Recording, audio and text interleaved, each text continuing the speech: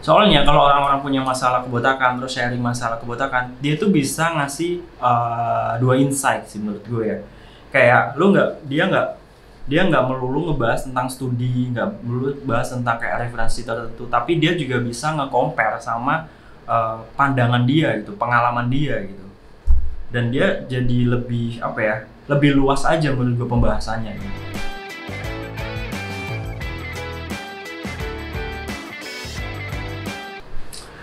Oke Luis, kembali lagi sama gua Mesa.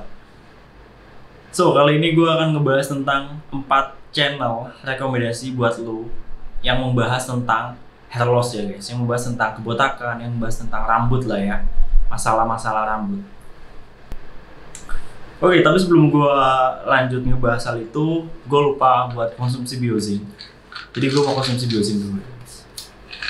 Oh ya, biozin ini bagus banget buat pertumbuhan rambut lo karena fokus dia itu menutrisi rambut, terus ada zinc-nya juga buat ngebantu ngeblok hormon di hati.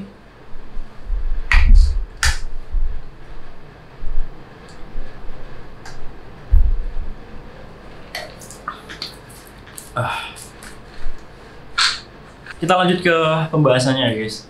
4 channel rekomendasi dari gua tentang kebotakan.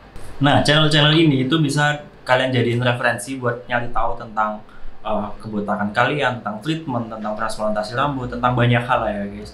Tapi emang kebanyakan channel-channel yang ngebahas tentang kebotakan, tentang hair loss itu masih di luar negeri sih guys. Jadi ya masih dalam bentuk bahasa Inggris. Gue lihat sih di Indo masih sangat sedikit lah yang ngebahas tentang hair loss kebotakan. Ya masih, apalagi yang ngebahasnya itu secara apa ya, terus menerus spesifik tentang hair loss terus itu jarang sih, masih jarang lah, belum sebanyak di luar negeri gitu. So langsung aja ke 4 channel rekomendasi dari gua tentang kebotakan ya guys. Channel yang pertama, nah ini dia, Matte Dominance. Gue inget banget sih guys, gue dulu tuh mungkin pertama kali gue tahu channel tentang kebotakan, bahkan yang tahu tentang transplantasi rambut, tentang treatment itu dari channel ini sih guys. Gue udah ngikutin si Matte Dominance ini dari bahkan dia pertama kali transplantasi rambut juga gitu. Nih, dia tuh udah bikin channel dari 4 tahun yang lalu. Dan gue tuh suka banget channel-channel yang ngebahas tentang hair loss, tapi yang ngebawa itu orang-orang yang emang punya masalah yang sama gitu, yang punya masalah kebotakan gitu. Dibandingkan orang yang emang mungkin dia nggak punya masalah kebotakan tapi sharing masalah kebotakan. Soalnya kalau orang-orang punya masalah kebotakan terus sharing masalah kebotakan, dia tuh bisa ngasih dua insight sih menurut gue ya. Kayak dia nggak melulu ngebahas tentang studi, nggak melulu bahas tentang kayak referensi tertentu, tapi dia juga bisa nge-compare sama pandangan dia gitu, pengalaman dia gitu. Dan dia jadi lebih apa ya, lebih luas aja menurut gue pembahasannya gitu. Ya kayak contoh sih Matte Dominance ini sih. Nah dia tuh udah mengalami kebotakan lama, gue inget banget. Bahkan dia tuh pernah di video lamanya tuh nunjukin waktu dia mudanya, dia tuh kebotakan dini sih guys. Nih gue lihat banyak banget sih gue dapat referensi dari dia. Dari dia bahas PRP, dia bahas kayak gimana progresnya dia, itu gue sering nontonin tuh. Bahkan video-video terbaru dia juga udah banyak banget. Nih dia sering juga ngebahas tentang nih contoh topical venous. Gue salah satu dapat insight topical venous juga salah satunya dari Matte Dominance sih. Terus nih salah satu apa namanya, kayak ada pengobatan hair loss terbaru, itu juga dia banyak tuh. Nih alasan kenapa kebanyakan cowok gagal dalam mengatasi kebotakannya. Dan ini juga video terbarunya dia, bahkan dia lagi nge-review salah satu rumah sakit yang dituju Kevin Aprilio kemarin ya. Ini lo juga bisa nonton nih, gue udah nonton kalau nggak salah beberapa hari yang lalu. Ya kurang lebih gitu sih nih, dia juga ngebahas finasteride 1 mg, 5 mg, dutasteride segala macam. Banyak lah. Dan gue emang gue suka sih sama Bro Matt ini, Bro Matte Dominance. Gue pernah email-emailan sama bro ini juga, ingat banget gue.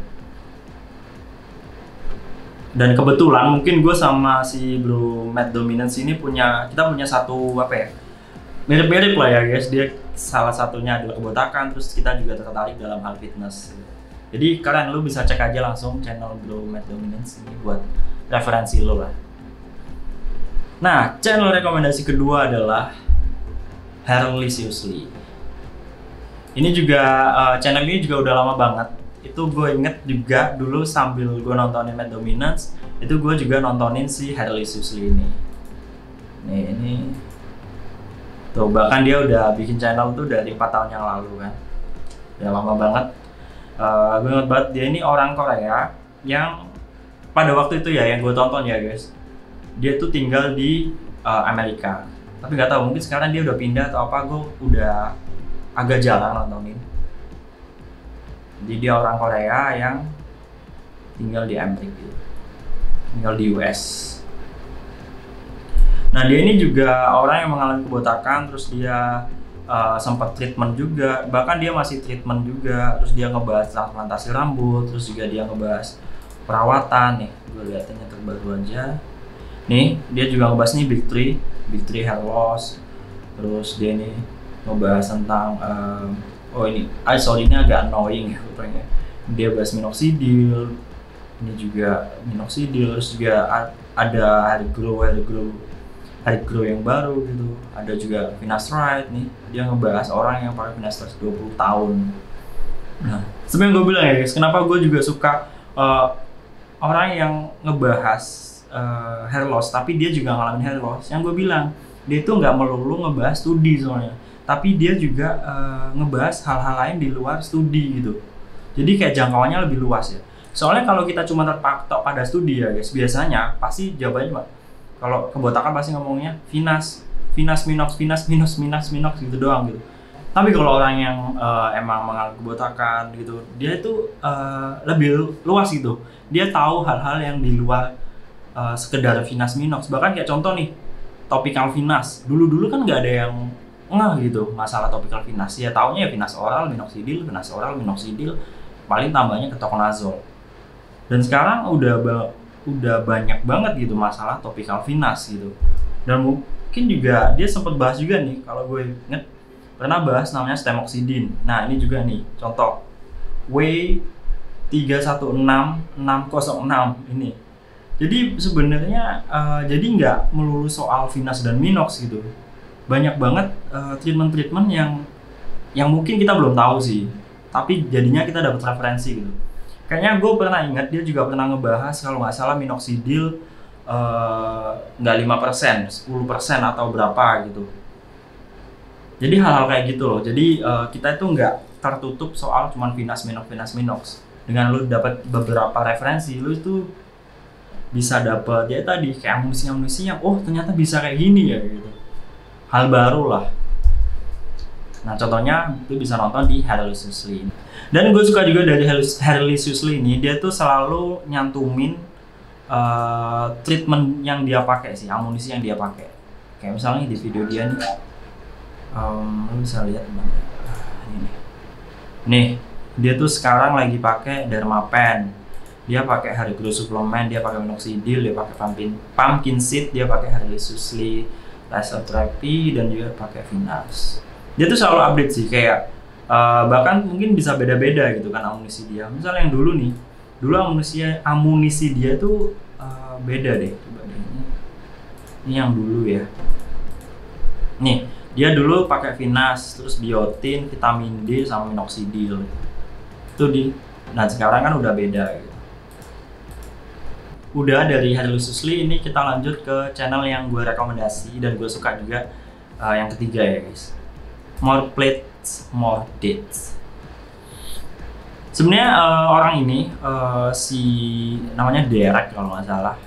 Dia itu bahas banyak hal sih. Emang nggak spesifik tentang hair loss. Dia juga ngebahas tentang gym, suplemen gym gitu. Kayak hal-hal tentang banyak lah. Gue juga dapat banyak pengetahuan tentang gym dari bro Derek ini. Kayak sempat ada bahas steroid segala macam gitu. Tapi gue nggak tertarik, cuman kayak sekedar pengetahuan aja. So back to hair loss, dia juga banyak banget ngebahas tentang treatment hair loss yang menurut gue baru sih.